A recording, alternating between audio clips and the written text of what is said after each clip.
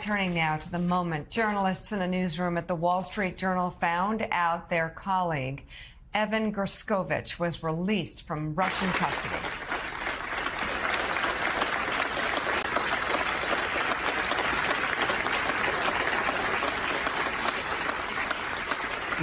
After being wrongfully held for over a year on espionage charges, Evan arrived back in the States on Thursday and reunited with his family in an emotional moment at Joint Base Andrews. Wow. Joining us now, Wow. CEO of Dow Jones and publisher of the Wall Street Journal, Almar Latour. Wow, it is the best case scenario to have you back on the show, and you look so happy. So much happy. I don't think I've smiled on this show before. Yeah, you are smiling. I will say what Emma Tucker, what the entire Wall Street Journal team did to just constantly shine a light on this kidnapping by Russia, just extraordinary. Tell me how you're feeling. How Emma, how the entire team are feeling right now, and most importantly, Evan. Yes. Let's start with Evan. You saw him on the tarmac, and you saw the energy that the guy has, just walking toward his family, lifting up his mom. And then after that, I don't know if you've got footage of this, but he walked over and just embraced the crowd, had conversations, connecting with old friends. And that's the spirit that he's got. And I spent a little bit of time with him on Friday and on Saturday. I'm going to be very careful here to grant the family and him their privacy, because now that they're free, they got to be spokespeople for themselves. But he's got a lot of energy, and I think we're going to hear a lot more from him over time. What's it mean to the organization? What does it mean to the Wall Street Journal family that he's back? Oh, it's just an undescribable feeling. You saw everybody rise up. There was a poignant moment right before that, because there have been reports out and headlines that, of course, he was coming, but some organizations, news organizations, jumped the gun. We were waiting for a signal that his plane was actually on the ground and that he had left Russian custody. And just right before Can I ask you, I know you don't want to say anything critical about other news organizations, but I can tell you that reporters were enraged that I'll just say that Bloomberg broke the embargo, enraged that they put at risk possibly this release. Any response to that? Well, all I can say is that the standards that we apply at the Wall Street Journal are very clear on that. You don't report something unless you have it confirmed. You just don't want to push ahead. Embargoes are embargoes. And when people's lives are at stake, you take those embargoes even more seriously. And so I'll leave it at that.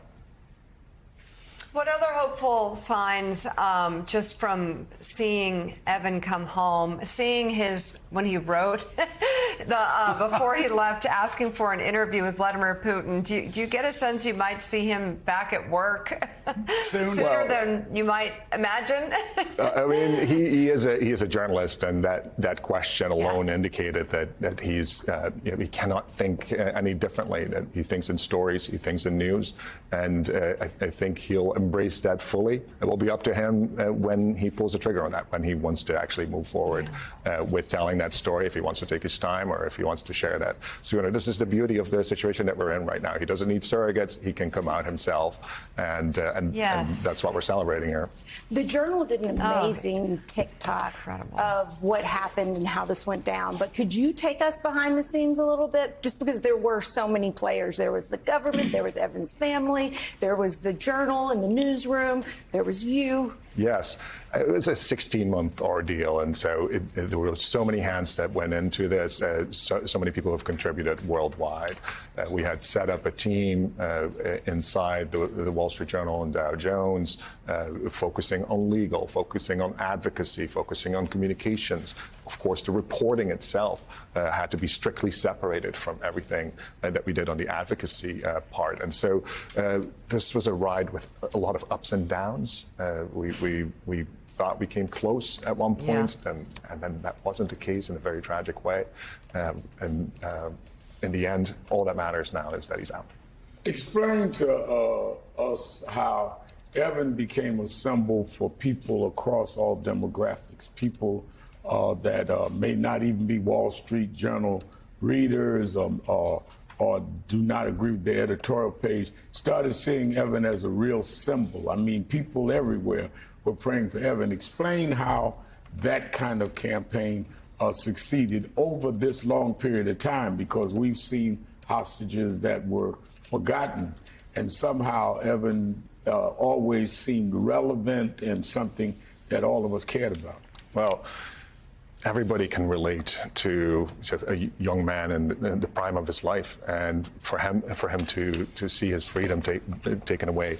Everyone has a mom, and seeing his mother and his family get hurt. I think these were emotions that I think Americans and people around the world could very much imagine having if all of a sudden an evil dictator decides to take you out and put you in prison and put you through some form of mental torture by putting you in a prison meant for dissidents. Agonizing. I think it's a story that I think touched people very, very deeply. And of course, we have the Journal, even though not everyone reads the Wall Street Journal. Thank you very much. But it's a very powerful platform, and it raises some questions as to what happens to you when you don't have that in a situation like that. CEO of Dow Jones and the publisher of the Wall Street Journal, Almar Latour, you look 10 years younger. He does. You do look so much younger than the last time you were on very here. dour the last time. Weight of the world off your shoulder. Yeah. So great. Well, thank you for your coming on support. and sharing with us. Thank you. All right, Congratulations. Take care.